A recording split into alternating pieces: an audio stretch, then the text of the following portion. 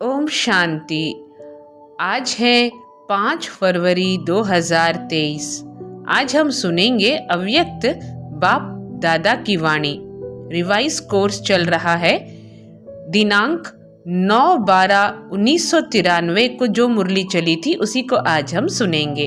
वाणी का सार है, एकाग्रता की शक्ति से दृढ़ता द्वारा सहज सफलता की प्राप्ति। एकाग्रता की शक्ति से दृढ़ता द्वारा सहज सफलता की प्राप्ति। आज ब्राह्मण संसार के रचता अपने चारों ओर के ब्राह्मण परिवार को देख हर्षित हो रहे हैं। आज ब्राह्मण संसार के रचता अपने चारों ओर के ब्राह्मण परिवार को देख हर्षित हो रहे हैं। ये छोटा सा न्यारा और अति प्यारा अलौकिक ब्राह्मण संसार है। सारे ड्रामा में अति श्रेष्ठ संसार है, क्योंकि ब्राह्मण संसार की हर गतिविधि न्यारी और विशेष है। इस ब्राह्मण संसार में ब्राह्मण आत्माएं भी विश्व में से विशेष आत्माएं हैं, इसलिए ही ये विशेष आत्माओं का संसार है। ये कौन सी आत्माओं का संसार है? विशेष स्पेशल आत्माओं का संसार है। हर ब्राह्मण आत्मा की श्रेष्ठ वृत्ति, श्रेष्ठ दृष्टि और श्रेष्ठ कृति विश्व की सर्व आत्माओं के लिए श्रेष्ठ बनाने के निमित्त है। हर आत्मा के ऊपर ये विशेष जिम्मेवारी है, तो हर एक अपने इस जिम्मेवारी को अनुभव करते हो।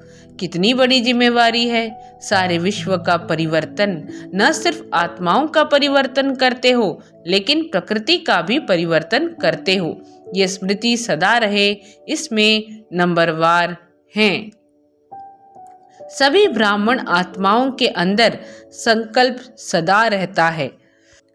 सभी ब्राह्मण आत्माओं के अंदर संकल्प सदा रहता है कि हम विशेष आत्मा नंबर 1 बने, लेकिन संकल्प और कर्म में अंतर पड़ जाता है। इसका कारण, कर्म के समय सदा अपनी स्मृति को अनुभवी स्थिति में नहीं लाते। सुनना, जानना ये दोनों याद रहता है, लेकिन स्वयं को उस स्थिति में मानकर चलना, इसमें मेजॉरिटी कभी अनुभवी और कभी सिर्फ मानने और जानने वाले बन जाते हैं। इस अनुभव को बढ़ाने के लिए 2 बातों के विशेष महत्व को जानो। क्या कहा बाबा ने? कि सुनना, जानना ये दोनों याद रहता है, लेकिन स्वयं को उस स्थिति में मानकर चलना, इसमें मेजॉरिटी कभी अनुभवी और कभी सिर्फ मानने और जानने वाले बन जाते हैं। इस अनुभव को बढ़ाने के लिए 2 बातों के विशेष महत्व को जानो।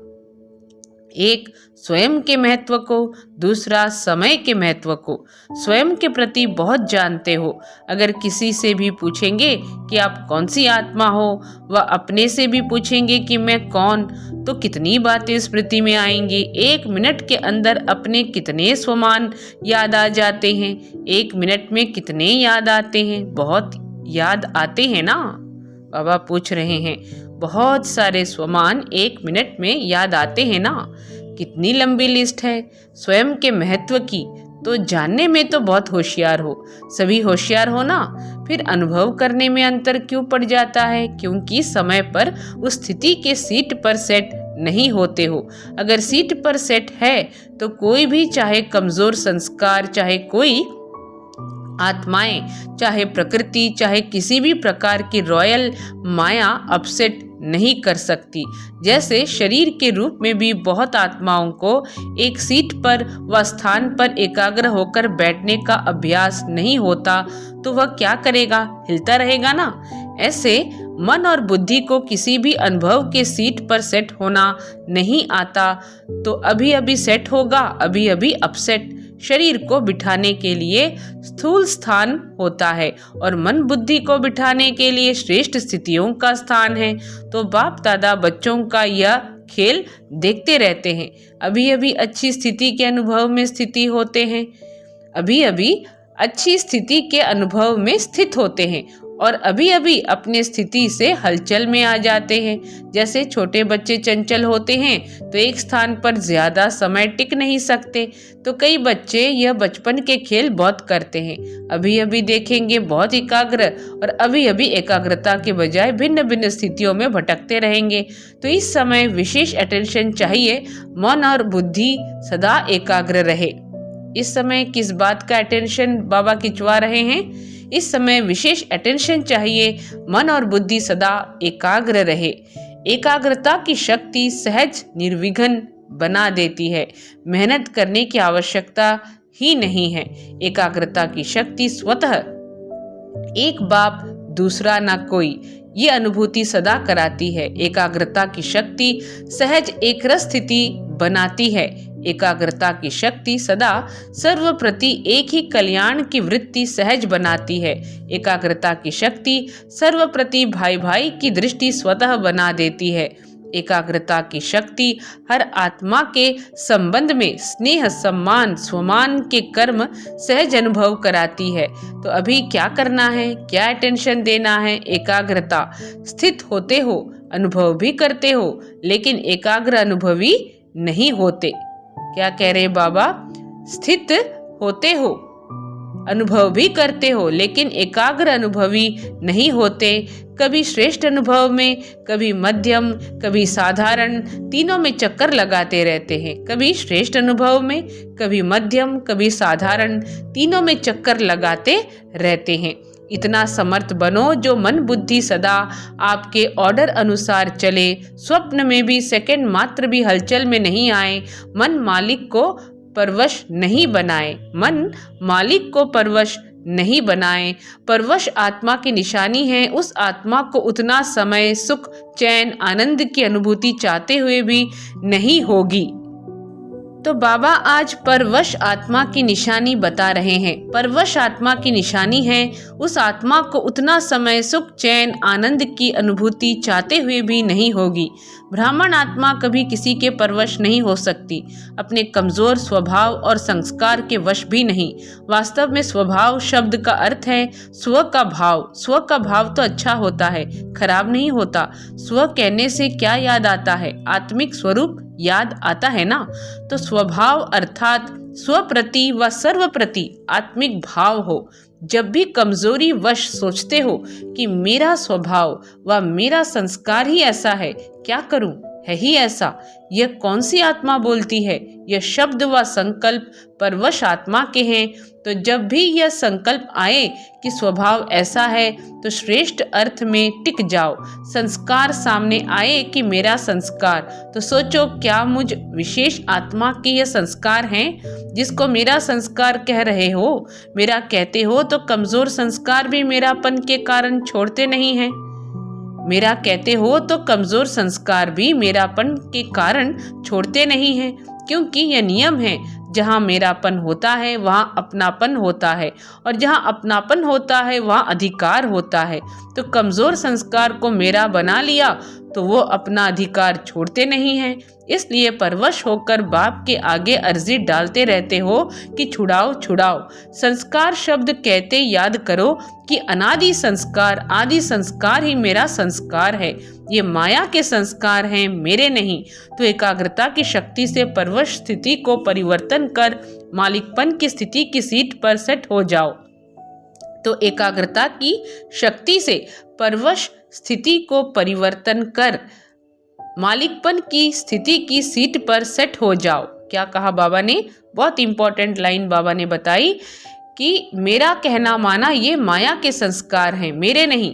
तो एकाग्रता की शक्ति से परवश स्थिति को परिवर्तन कर मालिकपन की स्थिति की सीट पर सेट हो जाओ।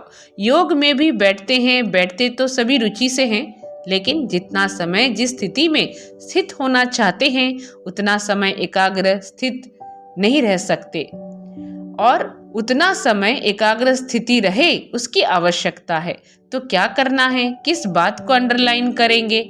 एकाग्रता में ही दृढ़ता होती है और जहाँ दृढ़ता है वहाँ सफलता गले का हार है। अच्छा, चारों ओर के अलौकिक ब्राह्मण संसार की विशेष आत्माओं को, सदा श्रेष्ठ स्थिति के अनुभव की सीट पर सेट रहने वाली आत्माओं को, सदा स्वयं के महत्व को अनुभव करने वाले, सदा एकाग्रता की शक्ति से मन बुद्धि को एकाग्र करने वाले, सदा एकाग्रता की शक्ति से ही दृढ़ता द्वारा सहज सफलता प्राप्त करने वाले, सर्वश्रेष्ठ, सर्वविशेष, सर्वस्नेही आत्माओं को बाप दादा का याद प्यार और नमस्ते, और हम रूहानी बच्चों की रूहानी बाबा को याद प्यार और नमस्ते। अव्यक्त बाप दादा की पर्सनल मुलाकात उड़ती कला में जाने के लिए डबल लाइट बनो। कोई भी आकर्षण आकर्षित न करे। सभी अपने को वर्तमान समय के प्रमाण तीव्र गति से उड़ने वाले अनुभव करते हो। समय की गति तीव्र है, वह आत्माओं के पुरुषार्थ की गति तीव्र है। समय आपके पीछे पीछे है या आप समय के प्रमाण चल रहे हो? समय के इंतजार में तो नहीं हो ना कि अंत में सब ठीक हो जाएगा, संपूर्ण हो जाएंगे, बाप समान हो जाएंगे, ऐसे तो नहीं है ना। क्योंकि ड्रामा के हिसाब से वर्तमान समय बहुत तीव्र गति से जा रहा है, अति में जा रहा है। जो कल था उससे आज और अति में जा रहा है, जो कल था उससे आज और अति में जा रहा है। यह तो जानते हो ना, जैसे समय अति में जा रहा है ऐसे आप श्रेष्ठ आत्माएं भी पुरुषार्थ में अति तीव्र अर्थात फास्ट गति से जा रहे हो। बाबा हम बच्चों से सवाल पूछ रहे हैं जो बहुत ही अहम सवाल हैं कि जैसे समय अति में जा रहा है ऐसे आप श्रेष्ठ आत्माएं भी पुरुषार्थ में अति तीव्र अर्थात फास्ट गति में जा रहे हो कि कभी ढीले कभी तेज, ऐसे नहीं कि नीचे आकर फिर ऊपर जाओ। नीचे ऊपर होने वाले की गति कभी एक रस फास्ट नहीं हो सकती। तो सदा सर्व बातों में श्रेष्ठ व तीव्र गति से उड़ने वाले हो। वैसे गायन है चढ़ती कला सर्व का भला, लेकिन अभी क्या कहेंगे, उड़ती कला सर्व का भला। अभी चढ़ती कला का समय भी समाप्त हुआ, अभी उड़ती कला का समय है। तो उड़ती कला के समय कोई चढ़ती कला से पहुंचना चाहे तो पहुंच सकेगा नहीं। तो सदा उड़ती कला हो, तो सदा क्या हो, सदा उड़ती कला हो। उड़ती कला की निशानी है सदा डबल लाइट। डबल लाइट नहीं तो उड़ती कला हो नहीं सकती। थोड़ा भी बोझ नीचे लेकर आता है, थोड़ा भी बोझ नीचे ले आता है। जैसे प्लेन में जाते हैं, उड़ते हैं, तो अगर मशीनरी में या पेट्रोल में जरा भी कचरा आ गया तो क्या हालत होती है, उड़ती कला से गिरती कला में आ जाता है। तो यहाँ भी अगर किसी भी प्रकार का बोझ है, चाहे अपने संस्कारों का, चाहे वायुमंडल का, चाहे किसी आत्मा के संबंध संपर्क का, कोई भी बोझ है तो उड़ती कला से हलचल में आ जाता है। कहेंगे वैसे तो मैं ठीक हूँ, लेकिन ये कारण है ना, इसलिए ये संस्कार का, व्यक्ति का, वायुमंडल का बंधन है। क्या कह रहे बाबा कि कहेंगे वैसे तो मैं ठीक हूँ, लेकिन ये कारण है ना, इसलिए ये संस्कार का, व्यक्ति का, वायुमंडल का बंधन है। लेकिन कारण कैसा भी हो, क्या भी हो, तीव्र पुरुषार्थी सभी बातों को ऐसे क्रॉस करते हैं जैसे कुछ है ही नहीं, मेहनत नहीं, मनोरंजन अनुभव करेंगे। तो ऐसी स्थिति को कहा जाता है उड़ती कला। तो उड़ती कला है या कभी कभी नीचे आने का, चक्कर लगाने का दिल हो जाता है, कहीं भी लगाव नहीं हो, जरा भी कोई आकर्षण आकर्षित नहीं करे।